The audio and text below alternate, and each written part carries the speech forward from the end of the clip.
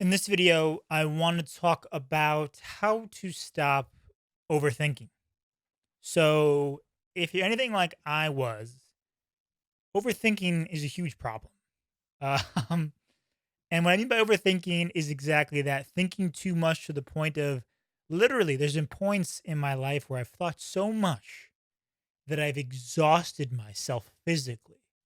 There has been so much energy up here that down here has suffered as a result. And there's certainly something to be said that your thoughts create your reality because I know when thoughts have run rampant, I have certainly suffered in reality. And Alan Watts has this quote that a person who thinks all the time, a person who thinks all the time, a person who thinks about thoughts all the time, I forgot what it was. Let me look it up. Hold on a second. I wanted to be all cool and just like throw it off the dome, but I don't remember. A person who thinks all the time has nothing to think about except thoughts. So he loses touch with reality and lives in a world of illusions. So this is the thing, right? Your thoughts are not reality. Your thoughts can create reality, but they are not reality because a thought is it's like a life form. And you think about a thought long enough, you then act out that thought in reality. You take action upon that thought and thus create that thought. And there's something to be said about law of attraction and manifestation. I don't want to get into that right now. But have you ever experienced thinking about something to the point where you create your own conclusions, whether it's about a situation or a person, and to find that you're totally wrong? I know I've been often in periods of scarcity in the dating world where I've created these realities of what I think is going on in the other person's head, what I think this person is, even if I have never talked to them before, what this person is like. Let's say I have a crush, what this person is like. And I create all these judgments and opinions. And then the moment finally comes where I'm so sick of living in this delusion that I approach this person, I talk to this person, and find that that's not the case at all. Or I create this story that this person's angry or upset with me. I finally address it and find that, again, it's not the case. Sometimes it is, but oftentimes it's not the case at all because we are story creating machines and thoughts very similar to emotions because thoughts often it's like a waterfall. Thoughts create emotions in the body, right? Let's say we create a story about something that's happening and then we attach an emotion to it. Like, oh, this person did this to me. This person um, wronged me. We create that thought, we create that story that then creates an emotion, let's say anger. Now we feel angry, and then we approach that person or that situation with that anger, and then reality hits us in the face, and we go, oh shit, that wasn't what it was at all, or I was completely wrong. Or maybe that anger is justified, is righteous, but the person doesn't feel the same way. And so it creates this conflict. That's happened to me many times. And my anxiety reached a peak when I was in high school. And I was often a loner in high school. I was the only kid from my elementary, middle school to go to this high school I went to. And there was a lot of abandonment issues around that I felt at the time, which created an extreme amount of anxiety where I would overthink situations. And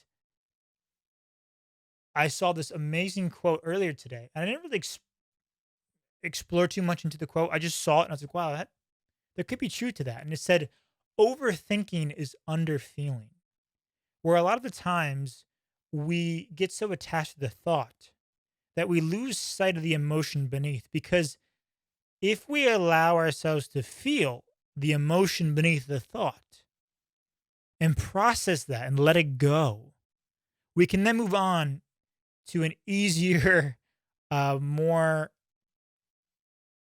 compatible feeling or emotion. And this is something that David R. Hawkins talks about in the book Letting Go. But how do we solve this overthinking problem? Right? How do we tackle this or combat this? And I'm going to actually correct myself right there. It's not a matter of combating it Because if you are an overthinker, you know that if I tell myself, stop thinking, what is that going to do? It's going to create more thoughts. So, what do you do instead? Well, think of it like you want to get stronger. And I always make the gym metaphor, but I'm going to use it again here. If you want to get physically stronger, what do? You work out, you go to the gym, right? You create a routine, a habit of attending to the gym, attending to your body's needs for towards the desire of getting stronger. And the same thing I would recommend when it comes to how to stop overthinking. You have to create a habit of attending to the desire of I no longer want to overthink. What does that mean?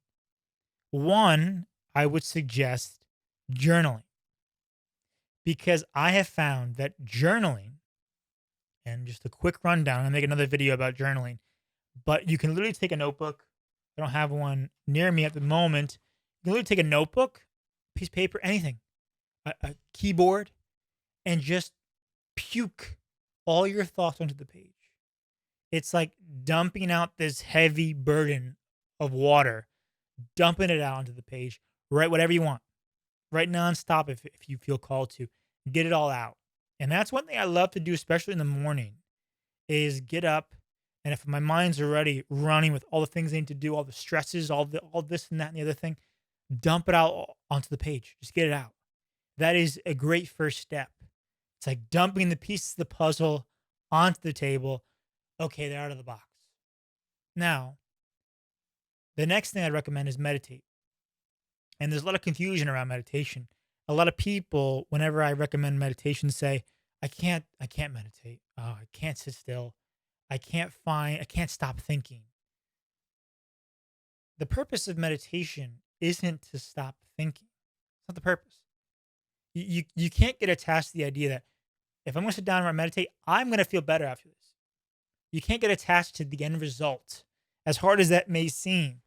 The idea of meditation is just to be like, hey, this is what I'm feeling. This is what I'm thinking. Let me just spend time with it.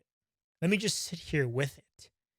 And you'll come to realize that all the thoughts, all of that stuff passes. The thing that bothered you 5 years ago, barred that it's not an extremely traumatic event, but if it's just, let's say somebody was rude to you 5 years ago, do you think about that every day now? Probably not, right? So realize that thoughts, situations are fleeting. Will this matter to me in 5 years from now? Probably not. And a lot of the times I have found I've gotten too attached to my thoughts. And again, I've confused my thoughts with reality. Thoughts are not reality. Thoughts are judgments, opinions, projections of what we assume or think that reality is. It's not that case. That's not the case. It's not actual reality. If you're honest with yourself, which is challenging to be completely honest and transparent with oneself, things are not what we think them to be. And I would lean into when you're trying to decipher what a situation is addressing it immediately has often led to the least amount of anxiety going forward because anxiety, overthinking is often a projection into the future. So there's this quote, I forgot who it's from, but that anxiety is projecting into the future, depression is going back to the past, and the real key to peace is staying here in the present. And Eckhart Tolle, The Power of Now, New Earth. He's a great person to talk about the power of presence and the power of now because I have found that I've gotten so attached to my vision of the future that one, I often forget how to live here. All we have, if you're watching this right now, all you have is this moment. And then when this video ends, you're going to have that moment. But that's a projection to the past. Right now, it's about being here.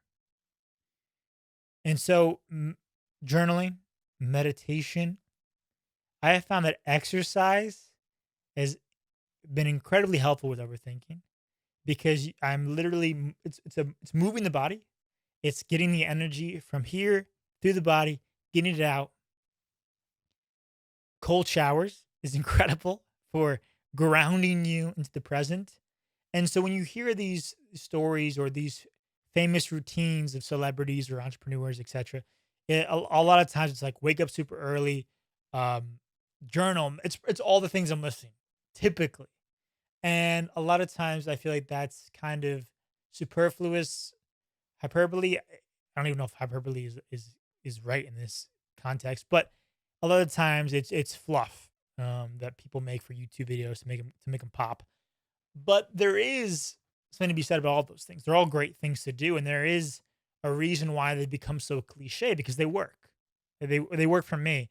Define what works for you, but they've often worked for me. And so cold showers to ground yourself in the present. What else has been helpful? Working out, of course. Cleaning up your diet is helpful. And one of the biggest things for anxiety and overthinking I found is cut back your caffeine, right? Because that's another thing that increases your energy, the stimulus, right?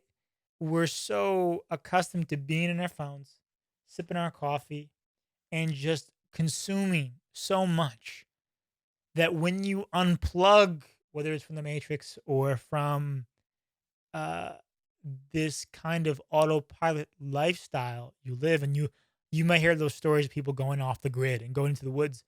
There is something to be said about that.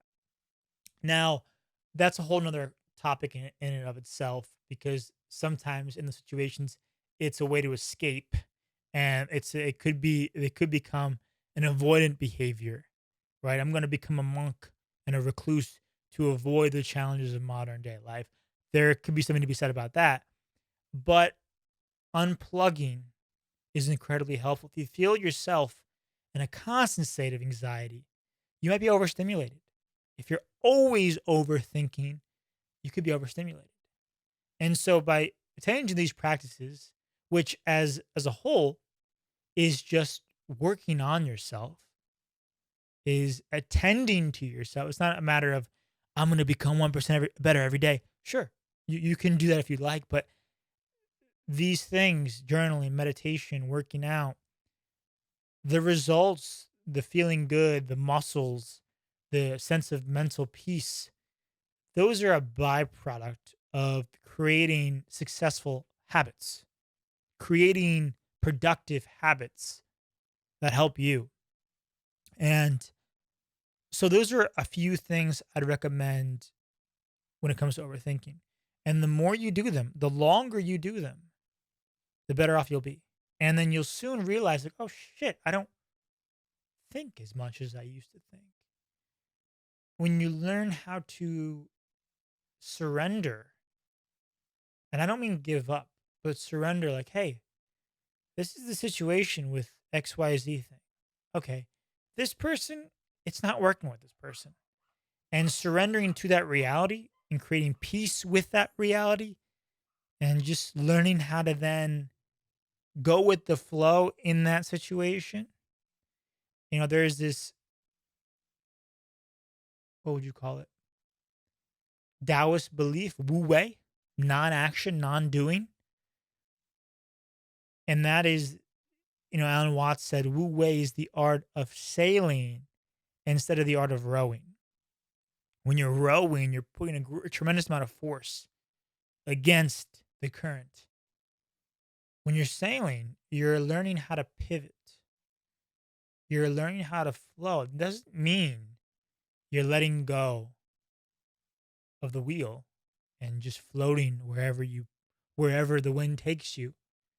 It's learning how to let go, but then also when to steer, when to move, in the direction that's most beneficial and conducive to you, what you desire, and the direction you aim to move in. So I hope this has been of some help. And if you resonate with this, let me know in the comments below. Hit that like button and subscribe to the channel. A lot more stuff, fun stuff coming down the pipeline. Really excited about these topics, and I've spent a lot of time thinking about them, reflecting, journaling upon them. And I've come to a point just recently where I don't feel the need to journal as much, meditate as much, do as much breath work. Oh, I forgot about breath work. Breath work's incredible for getting yourself grounded and present. And you can just check out like Wim Hof breath work.